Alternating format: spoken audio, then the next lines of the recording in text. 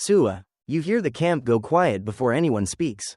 The fire is still warm, but every face has turned away, and you must choose whether to beg, threaten, or walk alone into the dark. What actually happened when an ancient human was cast out? The surprising answer is that exile was not always an instant death sentence. Yet survival depended less on wilderness skill than on whether another human network would take you in.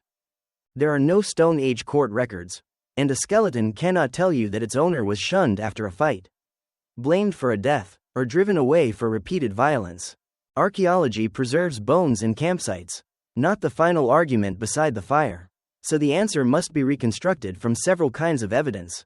The first clue comes from mobile hunter-gatherers studied in recent centuries. They are not frozen copies of the Paleolithic, and no living community should be treated as one.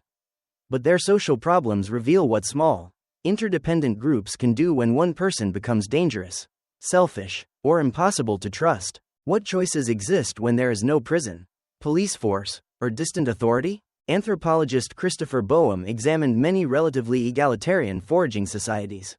He found that people often resisted anyone who tried to dominate the group. And the response usually began far below exile. A boastful hunter might be mocked, criticized, ignored, or pressured to share. That sequence mattered because expelling a capable adult could cost the group labor, knowledge, protection, and family connections. It could also create an angry enemy who knew every trail and water source. So why choose the most dangerous punishment first? A small camp had reason to correct behavior before removing someone. Ridicule could puncture arrogance without starting a fight, while gossip could warn relatives that patience was running out. Public criticism could force a choice between repairing trust and escalating conflict. Boehm described this as a kind of reverse dominance, instead of one strong individual controlling everyone else. The group joined together to control the would-be controller. The coalition was the weapon, and its force came from agreement. Now place yourself inside that process. You return from a successful hunt and insist that the best meat belongs to you. But a sister objects. An older hunter makes a joke at your expense, and the camp laughs. You can laugh too and let someone else divide the food, or apologize and restore the ordinary rhythm of sharing. Or you can reach for your spear. Which choice changes your future?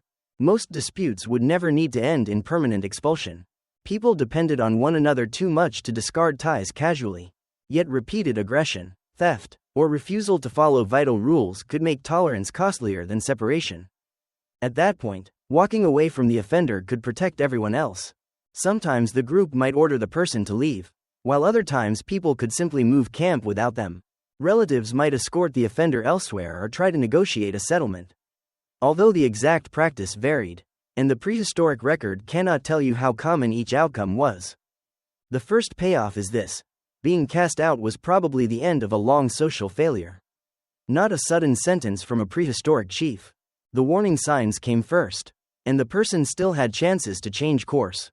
Exile became likely when trust could no longer be repaired. If you value evidence-based mysteries that put human survival back into the story, like the video and subscribe for the next one. Then the camp disappears beyond the trees. You still have a stone blade and may know how to find tubers, track animals, make sparks, and read clouds. Does that make you safe? For a few hours, perhaps, and for several days, maybe, especially in familiar country and mild weather. Yet ancient survival was rarely a solo contest against an empty landscape. The landscape was already filled with risks that groups were built to divide. One person had to gather fuel while another watched children, and one hunter could follow tracks while another guarded the carcass. Someone remembered a hidden spring, while someone else knew which wound needed cleaning. Alone, every task began competing with every other task. Sleeping reduced your awareness, while carrying meat slowed your movement. An injured ankle became more dangerous because no one could bring water. Even a small cut changed meaning. Inside camp, another person could clean it or take your work. Outside camp, weakness advertised itself to cold, hunger, infection, and predators. The punishment was more than loneliness. The deepest threat was the withdrawal of shared risk. Food sharing acted like insurance because hunting was uneven. A skilled hunter could fail for days, while a less successful hunter today might feed the camp tomorrow. Without access to that pool, bad luck became personal. One empty day followed another. The group could absorb failure. The exile could not. This sounds like a death sentence. But another clue complicates the picture. Foragers often belonged to networks larger than one camp. Kin lived elsewhere, and marriage connected families. Exchange partnerships linked people across distance. Anthropologist Polly Wiessner documented this among southern Africa's Jew, Honski. Their HXARO system used delayed gifts to maintain ties beyond camp. Hixaro was not simple shopping, it was a social bond that helped people move, visit, and seek support when resources failed in one place. Why does that matter to an expelled person? Because rejection by one camp did not automatically erase every relationship. A sister's spouse, an exchange partner, or a distant relative might offer another fire. The real question became whether those ties were still alive. You leave before dawn. Instead of wandering randomly, you follow a remembered route toward people who know your name. The trip is dangerous, but it has a destination. Because your survival plan is social geography. A gift received years earlier may not buy admission like a coin. It can remind both sides that a relationship already exists. Shared history gives the camp a reason to listen before turning you away. Would they believe your account? That depends on what traveled faster than you. Small societies did not need writing to preserve reputations. Because stories moved with visitors, spouses, hunters, and relatives. The person you threatened may have kin near your destination. Now the second camp faces its own survival choice. Accepting you could add skill, labor, information, and watchful eyes. It could also import a feud. So how much risk should strangers absorb for someone else's conflict? Your behavior at the edge of camp would matter. You might wait rather than stride into the center. You might surrender a weapon, offer food, or ask a relative to speak first. These details are reasonable reconstruction. Not direct archaeological facts, but the logic is clear. Admission would require signals of restraint. A person expelled for arrogance could not arrive acting like a chief. And a person accused of violence had to appear controllable. Trust would begin as a test, not a gift. The third clue comes from a comparison led by anthropologist Kim Hill. Hill and his colleagues examined residence patterns across 32 hunter-gatherer societies. Their 2011 study found that camps often included many adults who were not close biological relatives. Human communities were held together by flexible ties through both parents, marriage, friendship, and movement. That structure changed the meaning of exile. Belonging was layered, meaning you could lose one residential group without losing every possible group. Your species had built more than a family den. This flexibility was one of the great human advantages. People could move information, skills, mates, and assistance across connected camps. So a local drought did not always trap everyone in the same failing place. A local dispute did not always leave the loser with nowhere to go. Yet flexibility had limits. A violent person might be rejected repeatedly, while someone without allies could reach a camp and remain outside its circle. Social mobility helped only when someone was willing to sponsor you. That sponsor accepted risk. If you caused trouble, their judgment would be questioned. And if your enemies followed, their camp might be pulled into conflict. Why spend social credit on you? Perhaps you had knowledge worth protecting. You knew a seasonal waterhole and could shape a reliable point. Calm frightened children, remember routes, or recognize distant weather. Ancient groups did not contain interchangeable bodies. Losing one person could mean losing a library that had never been written down. This is why expulsion cut both ways. It protected the group from a threat. But it could also throw away experience. The decision had to compare two uncertain futures. A harsh winter made that comparison sharper. The camp needed every worker. Yet it also had less food to absorb theft or disruption. Would scarcity produce mercy because labor was precious? Or exclusion because mistakes became intolerable?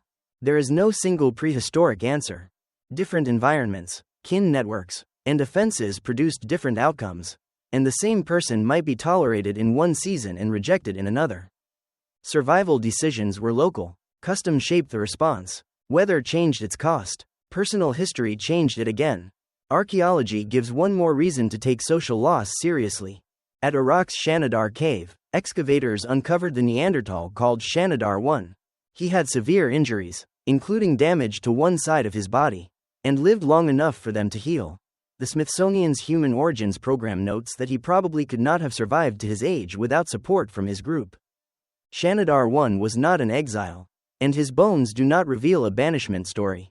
They reveal the opposite condition: prolonged survival while seriously impaired. Why include him here? Because care shows what membership could provide. Food reached someone who could not contribute normally. While daily tasks were adjusted around injury, the group turned vulnerability from an immediate ending into a survivable condition. Remove that support, and the same body faces a different world. This does not prove every banished person died.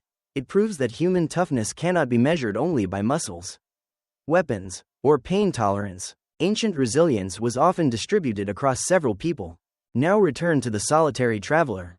The first night is cold but manageable, and the second day brings food. Then rain soaks the fuel, and a stomach illness drains strength. A lone expert can survive each problem in isolation, but several problems arriving together change the equation. Who keeps the fire alive while you search for water? Who watches while exhaustion closes your eyes?